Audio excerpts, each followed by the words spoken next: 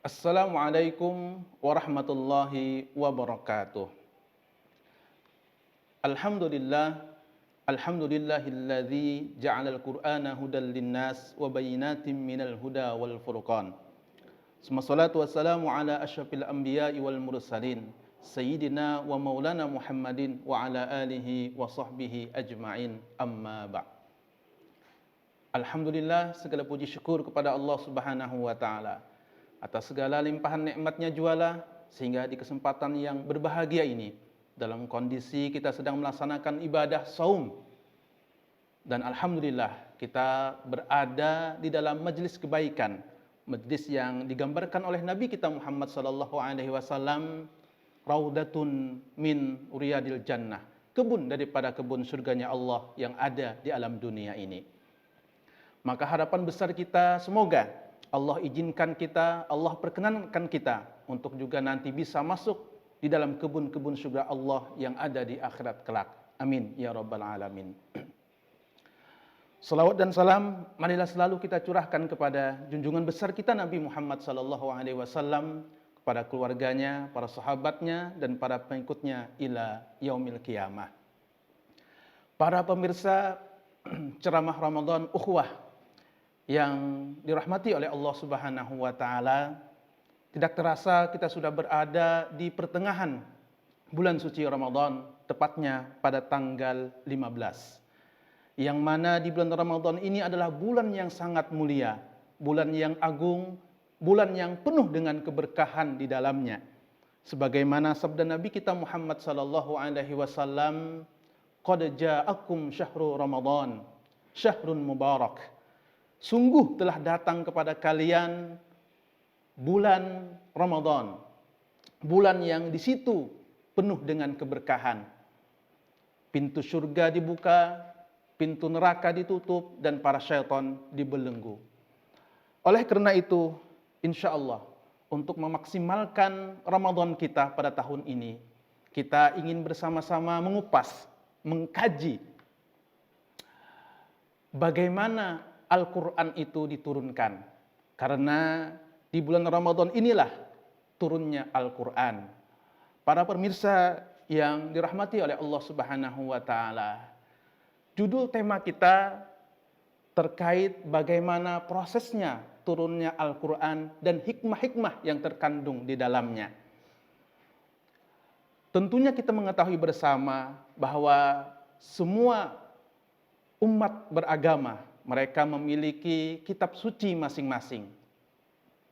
Orang Yahudi dengan Tauratnya, orang Nasrani dengan Injilnya, orang Hindu dengan Wedanya, dan lain sebagainya. Dan kita sebagai umat Muslim, kitab suci kita adalah Al-Quranul Karim, sebagai pedoman untuk kita mencapai kebahagiaan, bukan saja di dunia, tetapi juga kebahagiaan di akhirat kelak. Dan ternyata yang sangat menarik sekali adalah Al-Quran ini berbeda dengan kitab samawi lainnya, yang mana kitab samawi itu diturunkan secara sekaligus, namun beda dengan Al-Quran.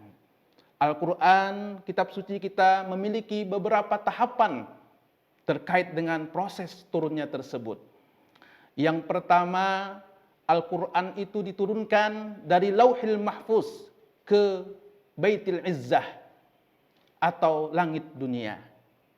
Lauhil Mahfuz itu adalah sebuah tempat yang di sana tersimpan qada dan takdirnya semua makhluk yang Allah ciptakan di alam dunia ini. Dari situ diturunkan Al-Quran ke Baitul Izzah atau langit dunia. Dan diturunkan tersebut lengkap, komplit, satu paket full dari 30 juz dengan 114 surah, 6.660 ayat dari surah Al-Fatihah sampai dengan surah An-Nas. Dan Al-Quran tersebut diturunkan pada bulan Ramadan, sebagaimana firman Allah Subhanahu wa taala, "Syahrul Ramadan alladzi unzila fihi al-Qur'an hudal linnas wa bayyinatin minal huda wal furqan. Bulan Ramadan adalah bulan diturunkannya Al-Quran sebagai petunjuk, sebagai huda, petunjuk bagi manusia, dan penjelasan-penjelasan terkait dengan petunjuk tersebut, dan juga menjadi Al-Furqan, pemisah antara yang hak dengan yang batil. Jadi Al-Quran diturunkan pada bulan Ramadan dan tepatnya di malam Lailatul Qadar. Apa itu malam Lailatul Qadar? Malam Lailatul Qadar adalah malam kemuliaan yang apabila kita beribadah pada malam tersebut, maka ibadah kita khair min alfi syahrin, lebih baik daripada 1000 bulan. Malam kemuliaan tersebut, kata ulama, berada pada seluruh malam Ramadan, tepatnya pada 10 terakhir bulan Ramadan tersebut, sehingga kaum muslimin dan muslimat mereka digalakkan untuk melaksanakan i'tikaf untuk menyambut kedatangan malam Lailatul Qadar tersebut. Ma'asyiral muslimin, para pemirsa ceramah Ramadan ukhwah yang berbahagia. Tahapan yang pertama adalah proses turunnya Al-Quran dari Lauhil Mahfuz ke Baitul Izzah. Adapun proses yang kedua, Al-Quran itu diturunkan dari Baitul Izzah atau langit dunia kepada Nabi kita Muhammad SAW melewati wahyu yang disampaikan oleh malaikat Jibril alaihissalam. Hal itu diturunkan selama 23 tahun lamanya. Di kota Mekah selama 13 tahun. Sedangkan di kota Madinah selama 10 tahun. Sehingga kita mengenal ada istilah surah Makkiyah dan surah Madaniyah.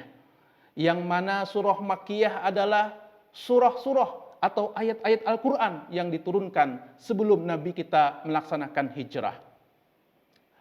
Dengan ciri surah-surahnya itu memiliki ayat-ayat yang pendek dan juga membahas tentang akidah, tentang keimanan, tauhid kepada Allah Subhanahu wa taala, dan juga biasanya diawali dengan redaksi ya ayyuhan nas, wahai manusia.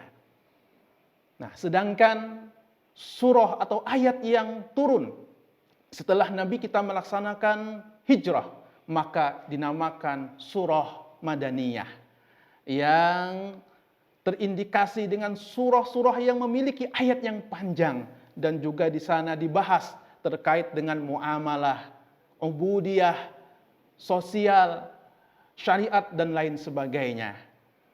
Dan Masya Allah tabarakallah, ayat yang pertama yang diturunkan kepada Nabi kita Muhammad SAW ketika beliau berada di dalam Gua Hira, yaitu surah Al-Alaq ayat 1 sampai 5. Dan ayat yang terakhir diturunkan kepada Nabi kita adalah surah Al-Maidah ayat yang ketiga, sebagaimana bunyinya, al-yauma akmaltu lakum dinakum wa atmamtu alaikum ni'mati wa raditu lakumul islam dina. Pada hari ini aku sempurnakan agama kalian dan aku sempurnakan nikmatku kepada kalian, dan aku ridho bahwasanya Islam adalah agama kalian. Para kaum muslimin dan muslimat, as-saimin as-saimat rahimakumullah, dimanapun Anda berada. Dari dua proses tahapan Al-Quran diturunkan tersebut, mari kita sedikit membahas bagaimana, apa sih hikmah-hikmah yang terkandung di dalamnya, sehingga Al-Quran itu berbeda dengan kitab samawi lainnya. Ia diturunkan secara beberapa tahapan tersebut. Yang pertama adalah Al-Quran itu diturunkan bertahap, tujuannya tidak lain untuk meneguhkan hati Nabi kita Muhammad SAW.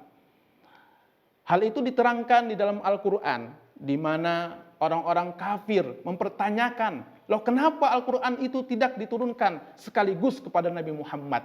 Maka Al-Quran menjawab, wa qala alladziina kafaru laula nuzila alaihil qur'anu jumlatan wahidah kadzalika linusabbita bihi fuadak.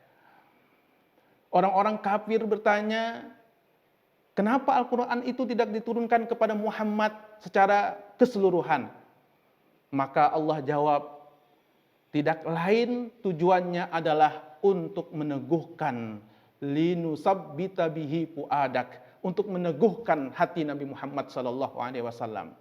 Karena ketika Al-Quran itu turun kepada Nabi, Nabi kita merasa senang, hati Nabi kita merasa tenang, karena merasa dibersamai, dilihat, ditemani oleh Allah Subhanahu wa taala, sehingga segala problematika, permasalahan apapun yang terjadi dalam kondisi tersebut, ketika Al-Quran turun sebagai pemecah solusi segala permasalahan tersebut. Yang kedua, dengan diturunkannya Al-Quran itu secara berangsur-angsur, menjadikan Nabi kita Muhammad sallallahu alaihi wasallam banyak berinteraksi dengan malaikat Jibril. Yang mana malaikat Jibril adalah seorang malaikat yang membawakan wahyu kepada Nabi kita, dan beliau adalah teman sejati Nabi kita, yang selalu menghibur Nabi kita, yang selalu memberikan motivasi dan lain sebagainya, ketabahan untuk membawa risalah ini. Maka hal itu sesuai dengan fitrah manusia sebagai makhluk sosial, makhluk yang tidak bisa hidup sendiri, tapi harus bersama dengan orang lain. Dan yang ketiga, yang terakhir, hikmah daripada proses turunnya Al-Quran itu secara bertahap adalah agar syariat yang ditentukan oleh Allah Subhanahu wa taala itu juga bisa dilaksanakan secara bertahap. Kalau seandainya Al-Quran tersebut diturunkan secara menyeluruh, maka tentunya syariat hukum pun akan diterapkan secara total langsung ketika itu. Dan hal itu tentunya akan memberatkan umat Nabi kita Muhammad sallallahu alaihi wasallam. Contoh misalkan, di mana orang-orang Arab terdahulu mereka sangat tergantung dengan minuman keras, dan itu sudah menjadi budaya bagi mereka. Ketika mereka berkumpul, ketika mereka berada dalam satu tempat, maka hidangan utamanya adalah minuman keras. Mereka mabuk-mabukan, mereka teler dan sebagainya. Dan itu sudah menjadi tradisi mereka puluhan tahun. Tentunya ketika Al-Quran menerapkan secara langsung pengharaman miras tersebut, maka tentulah sangat membebankan dan pasti banyak yang menolaknya. Tapi ketika Al-Quran itu diturunkan secara berangsur, bahkan dikatakan bahwasanya pengharaman minuman keras itu sampai kepada 4 tahapan. Tahapan pertama, kedua, ketiga, sampai pemungkasnya.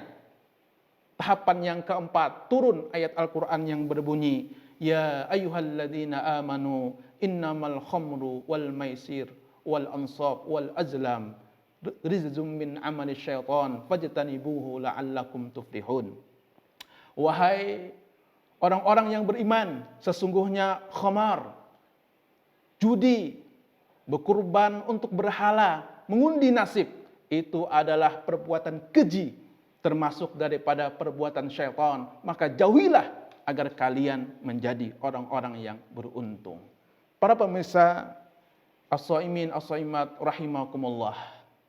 Nah, dari beberapa pemaparan tersebut, maka banyak sekali hikmah-hikmah yang dapat kita ambil. Salah satunya adalah ketika ada orang lain berbeda berpendapat dengan kita, maka kita tidak boleh serta-merta memaksakan pendapat kita kepada orang lain atau persepsi kita kepada orang lain. Tapi hendaklah kita lakukan secara bertahap sehingga terjadi sesuatu yang harmonis di antara kita semua.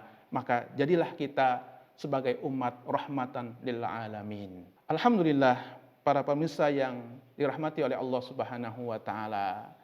Mungkin cukup sampai di sini kajian kita, dan semoga Allah Subhanahu wa taala memberikan kemudahan kepada kita semua untuk melaksanakan ibadah Ramadan ini, dan juga semoga harapan kita semakin dekat dengan Al-Quran, interaksi kita dengan Al-Quran, karena sekali lagi Al-Quran diturunkan di bulan Ramadan, sehingga salafun saleh, orang-orang dahulu itu seperti Imam Malik yang beliau terkenal dengan madrasatu ahlil hadis, suka mengajarkan ilmu hadis, kepada para murid-muridnya. Tetapi ketika masuk bulan Ramadan, beliau tinggalkan mempelajari hadis dan fokus perhatian besarnya dengan Al-Quran. Begitu juga Imamuna Asy-Syafi'i. Beliau dalam riwayat dikatakan menghatamkan Al-Quran sebanyak situna marrah, 60 kali. 30 kali di siang hari dan 30 kali di malam harinya. Semoga kita juga termasuk daripada bagian-bagian orang-orang yang seperti itu, dekat dengan Al-Quran sehingga menjadi ahlul Quran, ahlullah, keluarganya Allah yang ada di alam dunia ini. Para pemirsa yang berbahagia, demikian yang dapat kita kaji di kesempatan kali ini. Semoga Allah memberikan keberkahan dan kebaikan kepada kita semua. Terima kasih atas segala perhatiannya. Assalamualaikum warahmatullahi wabarakatuh.